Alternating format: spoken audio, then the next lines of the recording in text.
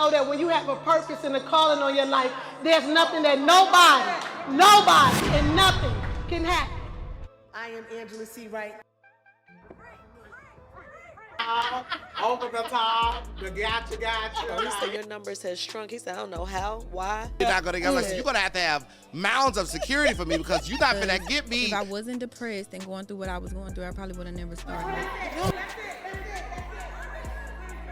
And this episode was brought to you by the Ayers Agency, a full-service marketing firm noted in entertainment and culture.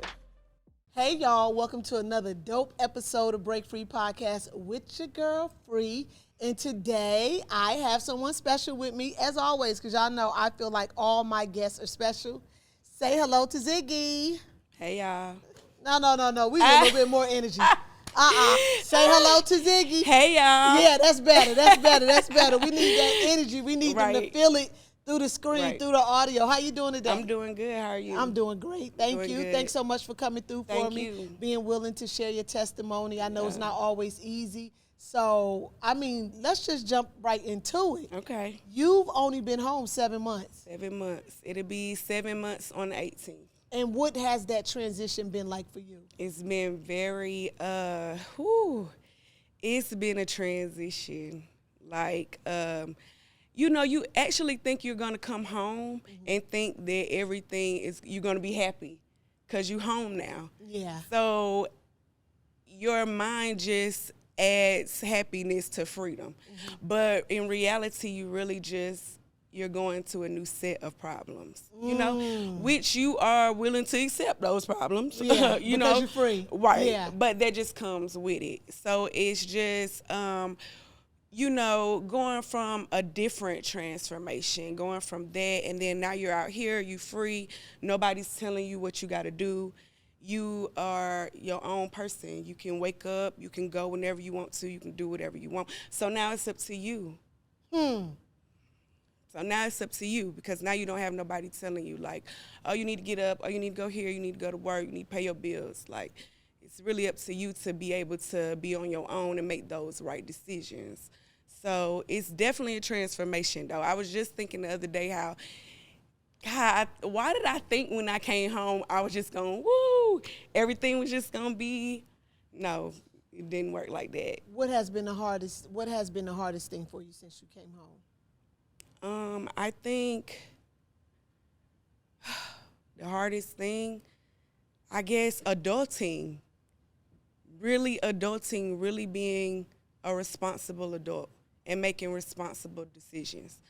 Okay, I just came from a place where all I had to worry about was my store sheet.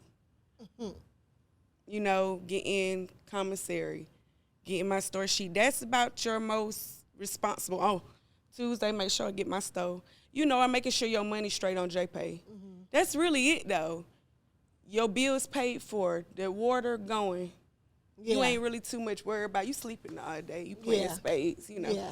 But you going to get that commissary. But out here, you got the bills. You got rent. You got, what I got? I got water, little girl, gas, internet. I got car insurance, phone bill. I got a child. So you could double that up, make it time two, So you got to keep up with all of that. All those got different dates, different times. Sometimes I miss something. I might forget, like, oh, I'm trying to keep up. You got to have like a journal. You got to have like an agenda, a board, where you can keep up with everything. Yeah. A visual board. So that's what I got to have. Because you just come from not having to keep up with nothing to now you really have to be an adult. And your life is yours now. Yeah. So. Did you plan while you was in there? Like, okay, so before you answer that question, you had an out date? You knew when you was coming home? I had an out date. Okay. I got convicted for armed robbery. So with armed robbery in Georgia, it's a mandatory minimum of 10. Okay. It was then. Now I know the laws have changed. So I know back then when I got convicted, it was a mandatory minimum of 10. And what year did you get convicted 2013 is when I got arrested. Okay. I sat in jail for like maybe 18 months. I did go to trial. And it was like a movie. And I did have to Speak pick about it. I did have to pick a jury. Like, it lasted 3 days. And that was like the scariest 3 days of my life. That's crazy that I actually went through that in Newton County. And in Newton County.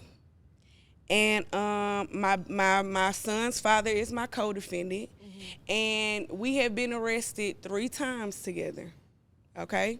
I've been to prison once, but I've been to jail 2 times before with him. Okay, so this time that we got arrested for that armed robbery, I didn't have nothing to do with it. He tried to take the charges for it. They wouldn't let him take it. Because you already been locked up with him before, right? You know how Covington gonna give it to you? Yeah. Okay. So I went to trial. I had a hung jury. It lasted 3 days. The jury couldn't come to a decision. So, and I know this because my judge asked the juror in front of me who can't come up with a decision. And so the people that couldn't come up with a decision raised their hand. And my lawyer was saying that never happened to her before. She never had a hung jury on an armed robbery. She didn't even know if I was going to go home. In other states, you go home on a hung jury. Right. On a mistrial, you go home. In Georgia, they can keep trying you until they come up. How many times can they try you? I'm not sure. I'm not really sure how many times, but I know they can try me again. Yeah. So they sent me back to jail. And I sat like another 6 months. I got scared. I was, 22, 23 then? I was scared. I didn't really know the law that much then. Had I been smarter, I would have not even said nothing. When I got arrested that day, I would have just played the fifth and not say anything. You know what I mean? Just play it until my lawyer came around. That's what you need to teach your kids, for real. Just wait until a lawyer is present. Don't say anything. Oh, you didn't know not to say anything? I didn't know that then. You know, you get scared. You just start talking, lying. Because I really feel like that's what led me to prison anyway, lying. But we'll get to that too. Okay. I went to trial though and had a mistrial. So I went back to jail. I waited 6 more months, and my son's father they went and got him and was sending him to trial. So they told me he was pleading out. I know he was pleading out, and I really can't. I remember just, I'm gonna plea out too. I remember being scared. They was scaring me up, like, well, he's pleading out, so you might as well, plea out too. They was saying that if he wasn't gonna take his trial, then I was gonna take his trial. You going to trial today then, because he's pleading out. So now we're going to use the trial for you. And I said, well, I'm just going to plea out too. So you got scared into a plea deal. I got scared and took a plea deal. How did you get scared into the plea deal when you was, bold enough to go to trial the first time? I don't know. You didn't want to have to I didn't want to take a chance. And let me also tell you that when you lose your trial on armed robbery, you can get 20 to life now. The 10 years minimum off the table. So now your time go up.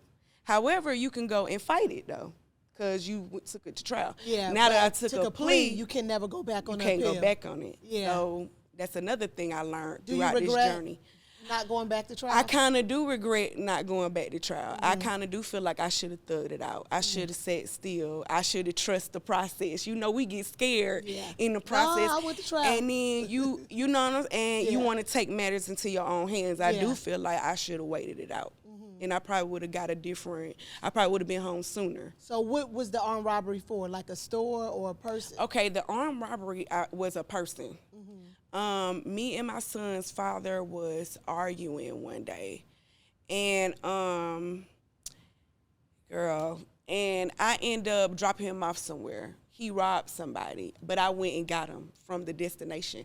I wasn't at the armed robbery. But you went and picked him up. But I went and picked him up. So you was accessory. Right, and so they got my vehicle, right? So when they came and got him, I told them that I didn't take him nowhere. I don't even know what you're talking about. I don't know what y'all talking about. I ain't take him nowhere. I don't know. Did he tell you when he got in the car that he had robbed somebody? Yeah, he had told me, in so many words, I knew what was going on. I did know what was going on once I got him and got him in the car. Yeah. I didn't know what I was on the way to, but once I got him, then he filled me in what was going on. So, yeah. And when the detective was talking to me, I just denied it. I just said, I don't know. He over there in the other room telling them everything. He telling the truth. He over there telling them the truth, girl. Yeah, she ain't know. She ain't had nothing to do with it. Da, da, da. But I didn't know he was over there telling the truth. So, of course, they came over mad at me.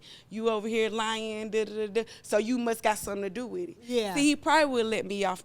You know, he probably would have gave me a lesser charge. Had I just told him, yeah, I went and got him. I don't even know what he did. He told me when he got in the car, he just wanted me to tell him. Yeah. But I didn't do that. So My mom he hit used me to with say, you tell a lie to cover your head, your feet gonna be showing. You tell a lie to cover your feet, your hands gonna be showing. Right, right. Yeah. So he hit me with the same thing he hit him with off of a lie, you know?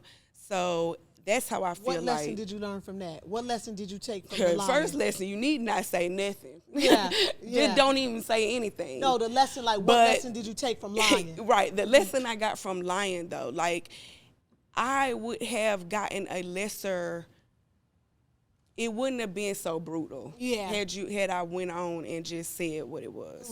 Had I just told the truth, like, because I really didn't have nothing to do with this. Yeah. So had I just told them what it was, then I would have got a lesser, you know, beating. I feel like I still would have got in trouble, yeah. But it wouldn't have been so major. Do you lie now, or you don't? No, tell I them? don't. No, I don't lie. Now I haven't lied in a long time. Yeah.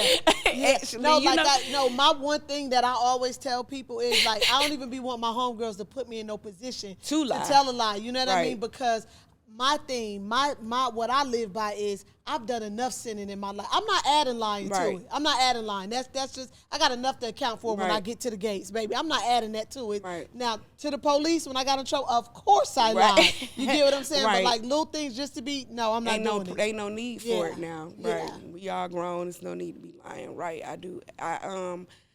I learned a lot from that, actually, and I do feel like, you know, I probably didn't get sentenced for that right there. I feel like I got sentenced for so much other things that wasn't exposed. Know how that goes? Yeah, Like, yeah. oh, this not even about this for real. Yeah. This is about what they on and all that other stuff you had And when did going you on. come to realization within yourself, like, I came to realization I was on the floor in my cell in jail.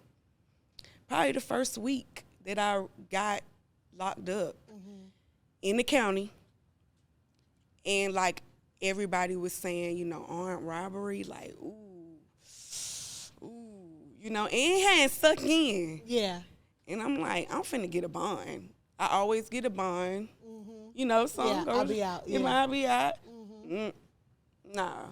I said, and I remember crying on the floor in my county, in my cell. I remember crying out to God on the floor. I could feel God being mad at me. Let me tell you something. go ahead. Okay, I got a stepdaddy, Rufus. Shout out to Rufus. Okay, so my mom and my daddy's been married about 25 years, maybe, give or take, right? They got a divorce the same year I got locked up. Okay, he's not my real father, but he's raised me since I was an infant. He all I know. Yeah, So, you know, like I was telling you earlier, I'm originally from Ashby, but my mom married my dad, and we moved to Ellenwood, and on the east side. So that's where I was raised at. And I had good parents. I actually had a good childhood.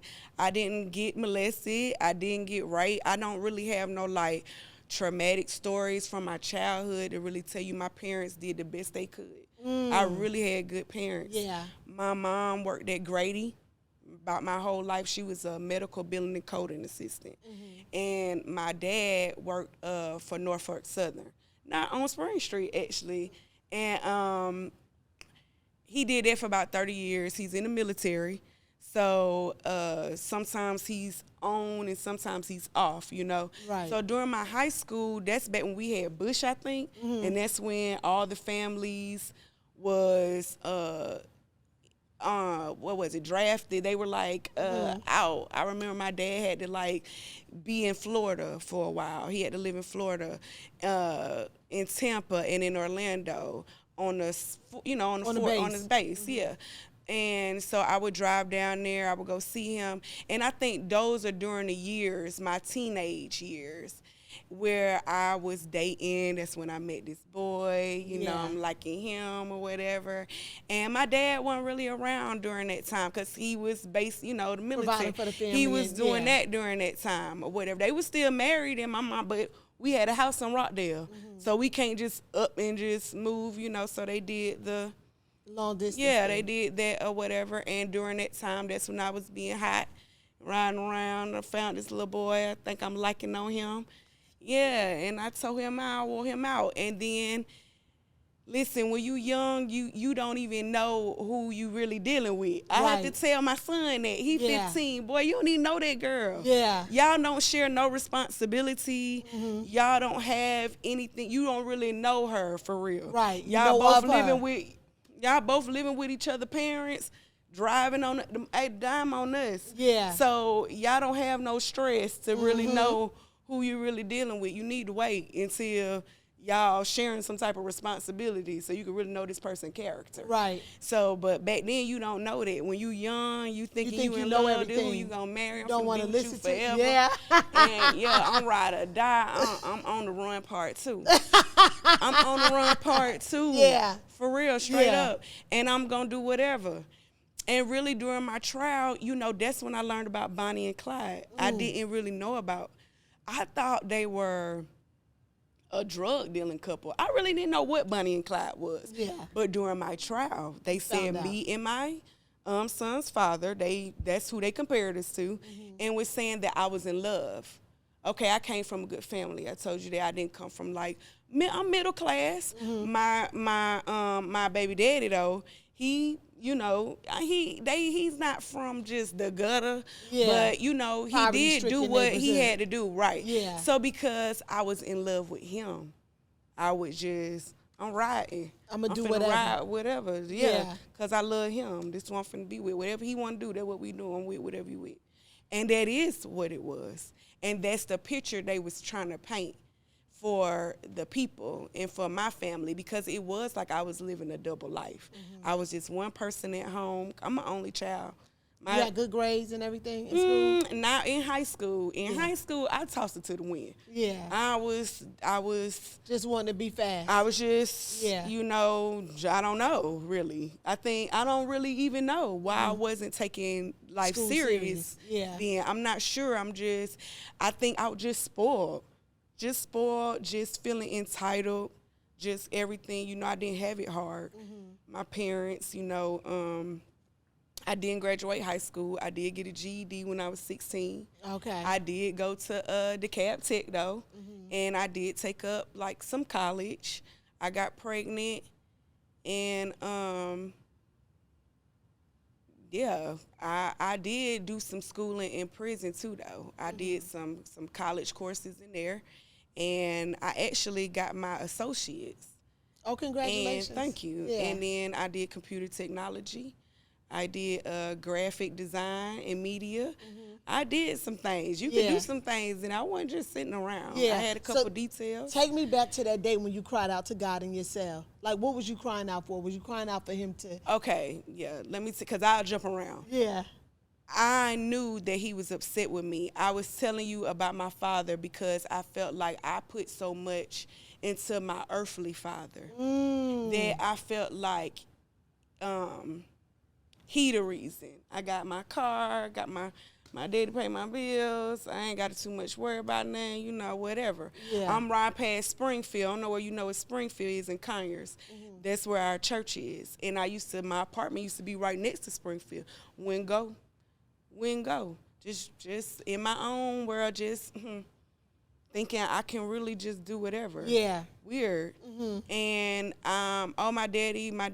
You know how back then everybody hate Chris? How she used to be like, oh, I don't got to do this. My husband got 2 jobs. Yeah. And that's how it be at work. I ain't got to do this. My daddy got 2 jobs. Yeah. That's how it used to be. And I felt like God was mad at me about that. I know that he was mad at me about that. Like, okay, I'm going to make you bow down then. Oh, you don't want to drive it? It got a little dent in it? Oh, you too good to, oh, you don't want to? Okay, I'm going to show you. I know that's what he did. I think I was just taking my life for granted. Yeah. Like, the people around me for granted. I'm just lying, I'm just stealing, like, And I'm just thinking I can just have it my way, just go through life and not get touched. And I think that God was like, got sick of that. Because I was I wasn't a part of this armed robbery, but I was part of others. And I had been doing other things with my baby daddy that people don't know about, but God do, you know? And so listen, this is a spiritual, this ain't even about me and you. Right. You know what I'm saying? Right. So to the people, it looks like I'm being convicted for this. Yeah. But that's not what's going on. I ain't even have nothing to do with it. Yeah. But really, I was being convicted for all the other things that you now did you not knew get caught better. for. That you did not get caught for, and you knew better. Right. So, and that's why I accepted that time. And I took it. Yeah. I cried through it. I whined through it. You know what I'm saying? I remember one night laying in my cell, I told God, I don't want to talk to you. I turned my bed, I don't want to talk. Because, you know, sometimes I talk to God like I'm talking to you. Yeah. Listen. Come get him. You gonna come get him? Okay. Okay. So I do that. Yeah. That's how you got to. And I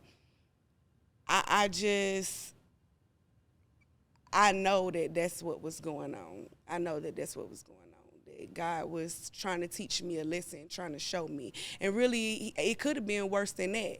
He really gave me a slap on the wrist. Yeah, because I was telling them, like, I don't even want to talk to you. I don't want to deal with you. You done brought me to prison. I told you if I go to prison, I'm not finna believe in you no more.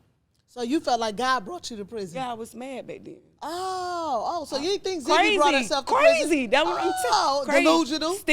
Still like, not, you know what? I'm going to take that back, though. Not even thinking that he the reason why I'm there. I just wanted him to save me, like not allow me to go.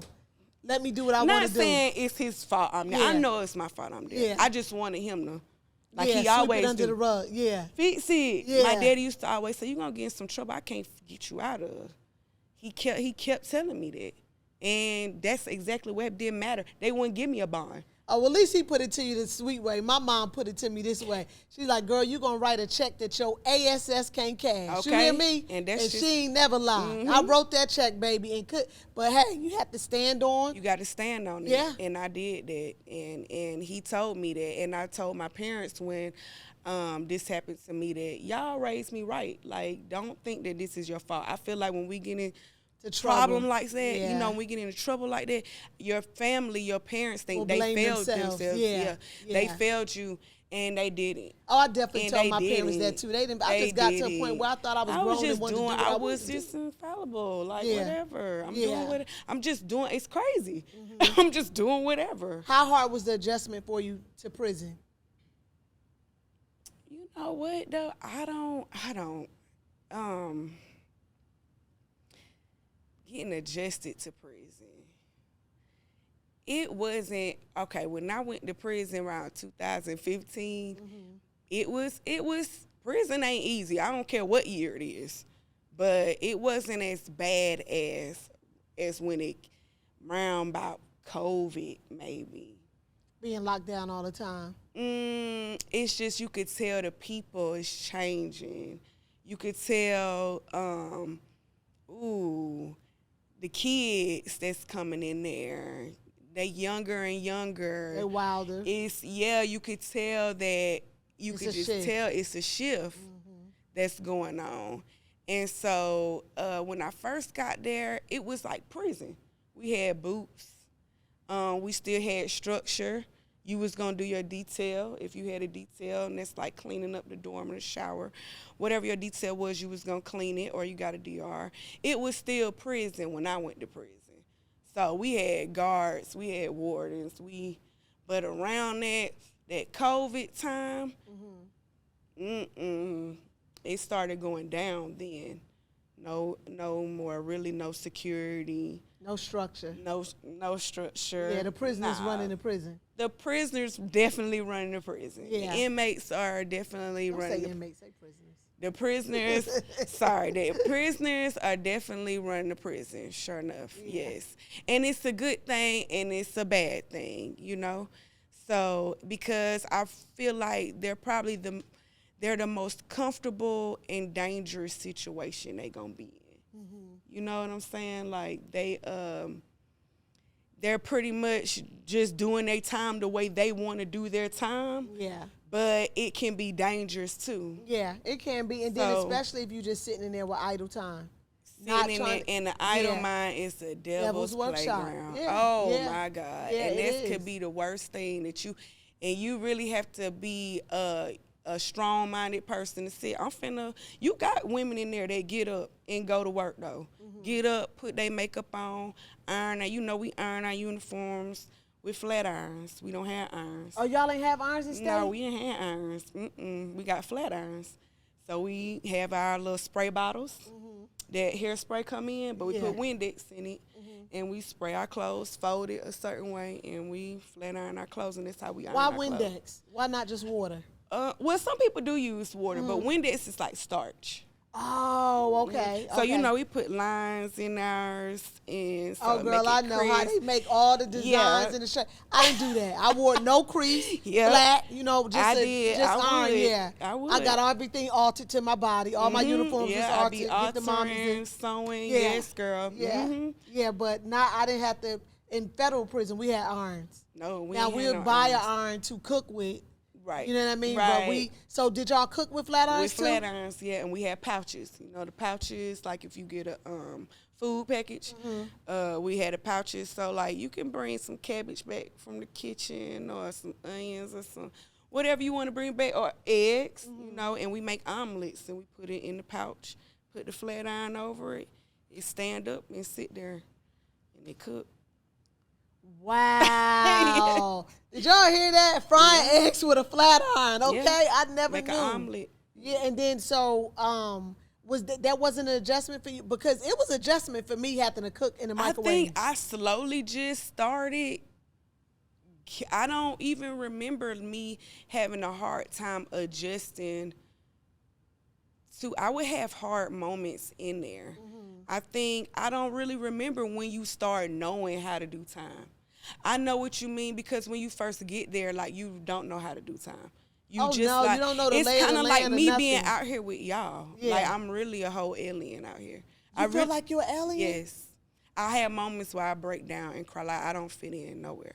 Like, people really don't even know what I'm talking. Or everywhere I go, everybody like on that phone. I'm so used to not having a phone. It's just an adjustment. I'm really having a harder time adjusting out here than I can remember having a harder time adjusting in there. Because prison is just a hood. It ain't really no adjustment. If you know how to live in the hood, you know how to do prison. It's just a hood, basically, that, it's just, but out here it's kind of out here you feel like it's not a hood. You feel like it's a different world. Yes. Out here it's not a hood. You got some hoods, but out here it's so, the floor is open. The sky the limit, I can get overwhelmed. So some days What overwhelms you? I think I have some days where I'm like, ooh, you free, you could do whatever. Like, you really could do whatever you set your mind to. And that overwhelms you, that you could do whatever you set your mind to? No, I think I get like, okay, where do I start? Then I jump to this and jump to this. Okay, maybe that's not right. And then I don't really know what I'm doing. Like, I'm really just now getting accustomed to technology. That's what I was about to say. Does social media overwhelm you? Social media definitely overwhelms me. It definitely Some days I'm like, I don't know if I want to post this. I'm not sure. No, I'm not post. To a point where I won't post. Because I just keep thinking it's so weird. And I'm learning out here that's big out here. That social media thing. I lost friends behind social media. How? For having followers. Like, just... I've gotten into it with people and not even knowing what this is about. I've had other friends like, yes, this is serious. And this episode was brought to you by the Ayers Agency, a full-service marketing firm noted in entertainment and culture. Housing is a huge problem with coming back to, re-enter society. That is one of my goals too, and I spoke to my friend Ashana about it. Like, when I get my little coin, because she got hers already, we are going to get houses, like to be able to offer housing for felons. Yeah. My dream is to have an apartment building. Yes. And be able to rent apartments out. Yes, that's what they need. But I want to commend you, right? Because, like, you need to know that you are doing a great job, right? Yes. You need to know that. Like, because I see, like, during the break, they didn't see it. So I seen like you was, like, kind of sad in the face, you know? Okay. But you have to realize you were gone 10 years. That is a decade.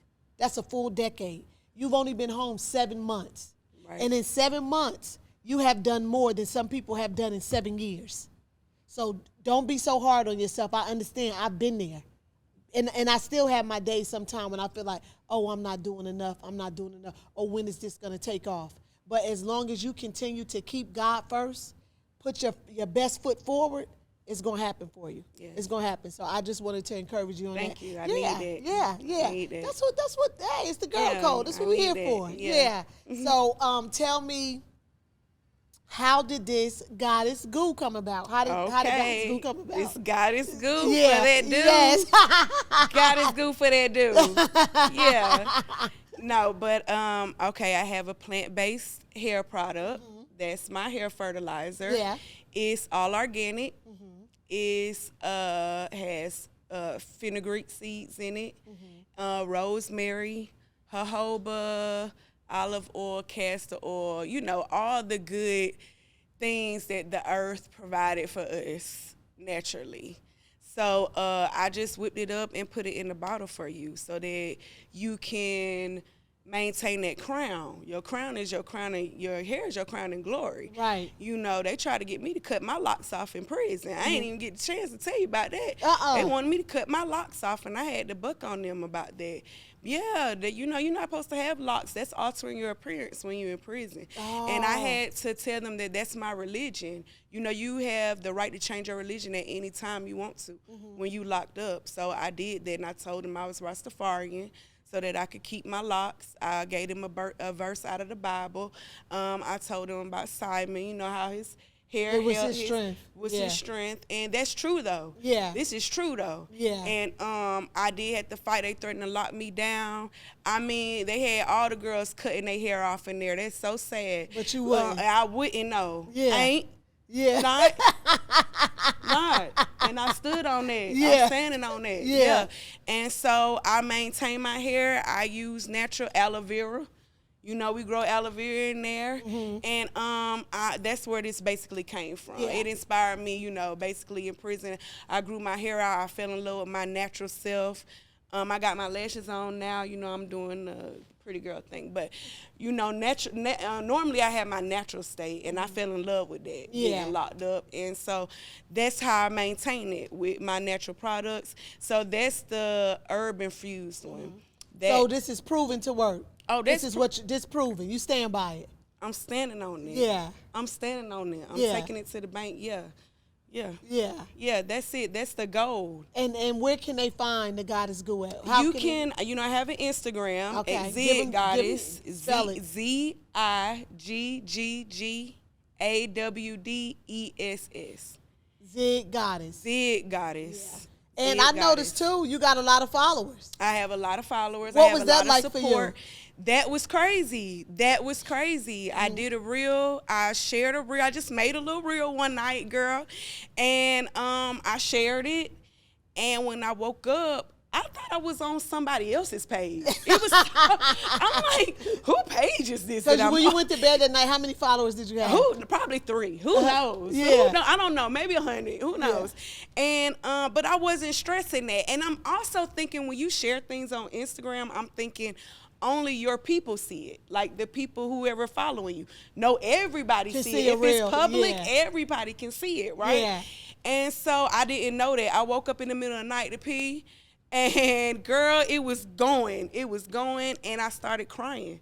I started crying when I realized what was going on, because if you know me, you know, like, this is what I do. You know, I'm a people person. I like to talk. I like to make products. I like to laugh. This is what I like to do. Yeah. And so I felt like God was giving me back that. You know, they say he will give it back to you tenfold. He would make it up to you. Yeah. And I felt like that was him showing me too, like, see, I didn't even know what I was doing. They Yeah. say people out here be trying to do this all the time. I had no idea, and I was just trying to inspire other people. Like, I went to prison for 10 years, been away from my child for 10 years. There's no, like, greater pain. There's no greater pain. What's worse than prison? Death? I always say, I say it's one step away from death. There's no greater pain. Yeah. Then you going away.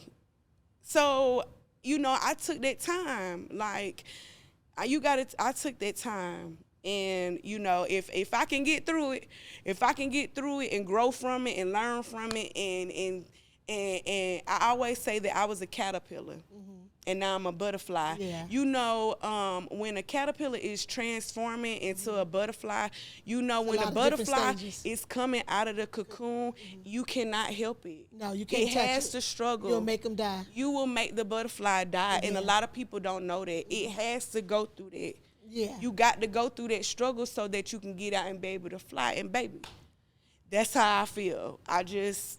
Gotta go through I got to go through that. So no, it ain't no more, oh, my daddy. I stand on that. This is my job. I'm a grown woman now. I'm not gonna have my daddy forever. Thank God. I done woke up like, girl, be a grown woman, handle your business. I'm a mom now. So, you know, this is where I'm trying to find my purpose. That's where the Goddess Goo comes in. Yeah. Help other women restore they beauty. crown. Yeah, they crown. And it's teaching self-esteem too. Yeah, and it teaches self-esteem. My friend's edges is growing back. I mean, I'm clearing bald spots I need to, up. whatchamacallit? I mean, I need to use it from me wearing the middle part so much my hair has thinned out right there in my middle part. And it restores that thickness, growth, like all of that. It does. And how many followers do you have now? Around 60, 70,000. And then how many views did you get on that reel that you created? Oh, it was like over 1 million. Yeah. Over 1 million views for that reel. And could you believe That's crazy to me. That's how I found you. That's crazy. Yeah, I found you from that reel, and I read what you said and everything. That's how I found you. That is crazy. Yeah. And I had no idea that it would take off like that. And, you know, so many people supported me because of that reel. And I mean, I don't have nothing special to tell. Like, I didn't do anything that you can't do. Right. I just came out, I sat in there, you did ask me, did I have a plan? Did I plan in there? And I had a pink print. My favorite color is pink. And so, you know how they got the blueprint? I had a pink print book. And I used to write down all my little ideas that they had, all my little slogans, whatever would pop in my mind, I would write it down. So, yeah, and I still have it at home. That's good. I got my Jesus Calling that I got when I was in the county. I still got it. I read Jesus Calling. I still got it. So, yeah, I did do that. You have to sit in. You know, people thinking they in there doing time just to do time. You're not doing time just to do time. You trying to find yourself. Right. Where did I go wrong?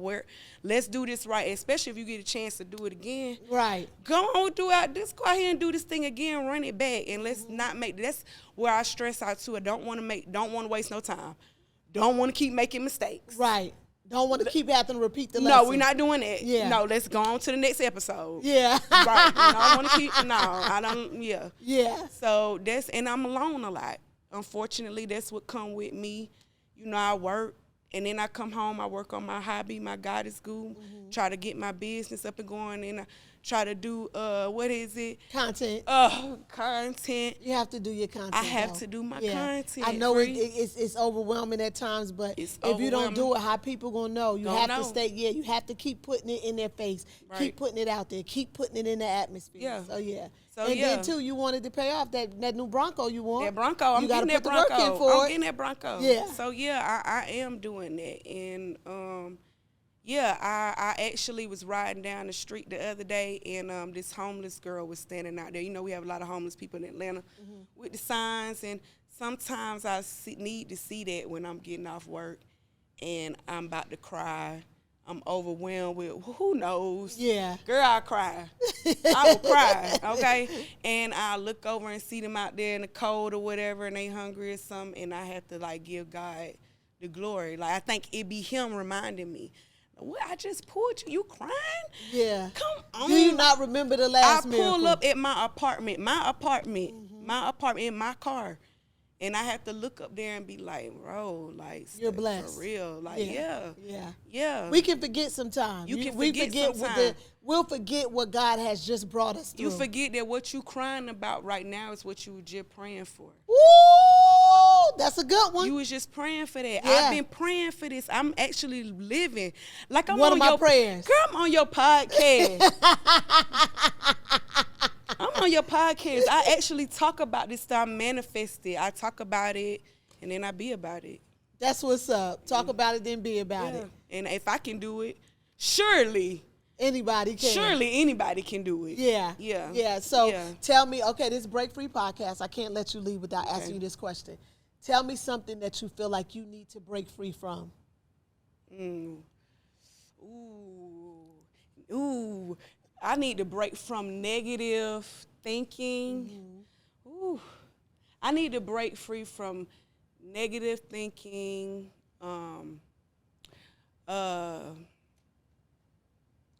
laziness, procrastination, discouragement.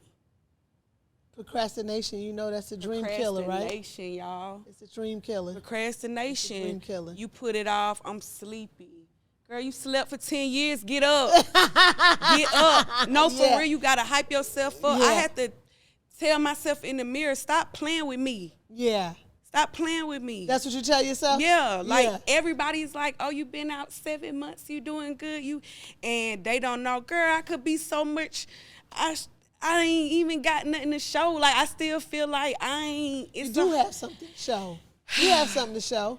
You're a walking testimony. I'm a walking This testimony. your life period that you breathe and you able to hold your head up high, not feel less than because you've been in trouble, because you a felon. You do have something to show. You got God is good. Yeah. That's going to be where? In Target, Walmart, everywhere. we speaking in it. all the stores near you. Yeah. Your shelf near you. Yeah. Yeah. Yep. Most definitely. Yeah. So I thank you, and I want you to stay encouraged. And you already know if God brought you through it, he'll bring you to it. That's right. Through what you've been through to where you want to go. That's right. Right? Yes. Don't forget that. And I'm here anytime you need me. You know you have my information. You got the assistant, number, whatever. You know you need, if you just need to talk or whatever, or you need to remind me. I think I'm going to steal that getting in the mirror saying, girl, stop playing with me. Stop playing with me. You need, every morning. Who are you today? Yeah. Figure out who you are and then act accordingly before you go out here in the world. Start with you and look yourself in the mirror. For real. Yeah. Yeah. Thank you so much. Again, y'all, make sure y'all support. Make sure y'all get y'all some God is goo. For that do. For that do. You need God is goo, boo. Well, y'all remember, it's always delusion until they see it happen. I'll see you next time. And this episode was brought to you by the Heirs Agency, a full-service marketing firm noted in entertainment and culture.